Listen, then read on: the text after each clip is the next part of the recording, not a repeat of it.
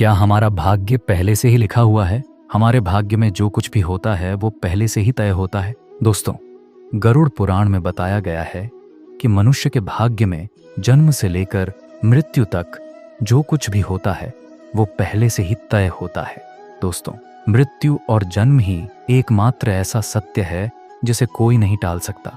लेकिन दोस्तों, हम ये नहीं जान पाते हैं कि हमारा भाग्य हमारे जन्म से पहले लिखा हुआ है या जन्म के बाद। लेकिन गरुड़ पुराण में जन्म और मृत्यु कर्म के बारे में विस्तार से जानकारी दी गई है। तो चलिए शुरू करते हैं गरुड़ पुराण की वो ज्ञानवर्धक प्रस्तुति कि मनुष्य का भाग्य कब लिखा होता है। मनुष्य का भाग्य उसके जन्म से पहले लिखा होता है या जन्म के बाद।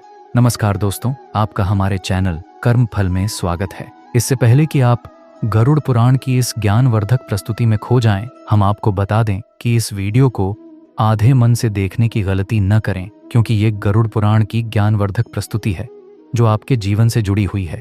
कहा जाता है कि किसी भी व्यक्ति को कभी भी गरुड़ पुराण की बातों को आधे मन से नहीं सुनना चाहिए, क्योंकि आधे मन से किया गया ज्ञान हमेशा अभिशाप के समान होता है। इसीलिए दोस्तों, आपसे निवेदन है कि आप इस वीडियो को बिना स्किप किए अंत तक जरूर देखें और साथ ही इस वीडियो को लाइक करें और चैनल को सब्सक्राइब करें। और हाँ दोस्तों, कमेंट बॉक्स में जय श्री कृष्णा लिखकर ईश्वर का आभार जरूर व्यक्त करें। इससे आपके जीवन से सभी दुख समाप्त हो जाएंगे। आइए दोस्तों, जानते हैं गरुड़ पुराण में श्री कृष्ण ने बताया है कि हर मनुष्य के जीवन में जो कुछ भी होता है वह जन्म पहले से ही तय होता है, उसे कोई नहीं टाल सकता। दोस्तों, गरुड़ पुराण हमें जन्म से लेकर मृत्यु तक वर्तमान जीवन को कैसे जीना है सभी बातों के बारे में सिखाता है।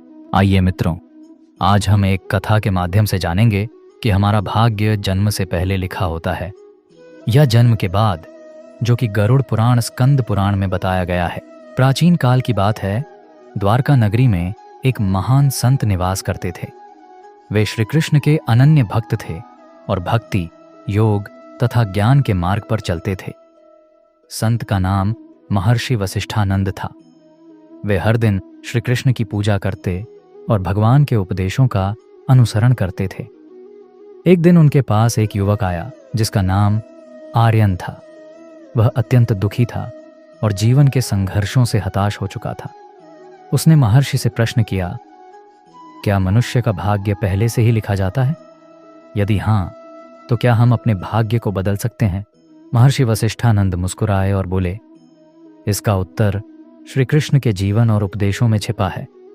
मैं तुम्हें एक कथा सुनाता हूं जो स्वयं भगवान श्री कृष्ण ने अर्जुन को सुनाई थी। द्वापर युग में एक दिन जब श्री कृष्ण अपने भक्तों के साथ वृंदावन में विहार कर रहे थे, तभी उनके पास एक साधु आया। वह अत्यंत विद्वान और तपस्वी था। उसने श्री कृष्ण से पूछा, हे माधव, क्या यह सत्य है कि मनुष्य का भाग्य जन्म से पहले ही लिखा जाता है? श्री कृष्ण मंद मंद मुस्कुराए और बोले, हे साधु, इसका उत्तर मैं तुम्हें एक कथा के माध्यम से दूंगा। ध्यानपूर्वक सुनो। बहुत समय पहले की बात है। एक निर्धन ब्राह्मण था जिसका नाम सुदामा था। वह अत्यंत धार्मिक और सत्यवादी था, किंतु उसकी आर्थिक स्थिति अत्यंत दयनीय थी। वह हमेशा सोचता, क्या मेरा भाग्य ऐसा ही रहेगा या मैं इसे बदल सकता हूं? एक दिन उसने भगवान विष्णु की घोर तपस्या की। उसकी भक्ति से प्रसन्न होकर भगवान विष्णु प्रकट हुए और बोले, हे ब्राह्मण, मैं तुम्हारी तपस्या से प्रसन्न हूं, वरदान मांगो। सुदामा ने कहा, हे प्रभु, मैं जानना चाहता हूं कि मेरा भाग्य क्या है और क्या मैं इसे बदल सकता हूं।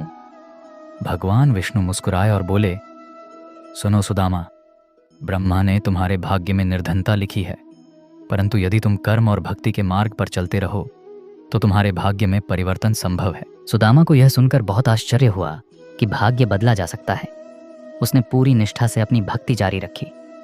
कुछ वर्षों बाद जब उसकी मित्रता श्री कृष्ण से हुई, तब उसकी निष्ठा और प्रेम के कारण श्री कृष्ण ने उसके जीवन को बदल दिया। श्री कृष्ण ने कहा, हे सुदामा, तुम्हारा भाग्य तुम्हें निर्धन बनाए रख सकता था, किंतु तुम्हारे कर्म और भक्ति ने तुम्हारे भाग्य को बदल दिया है।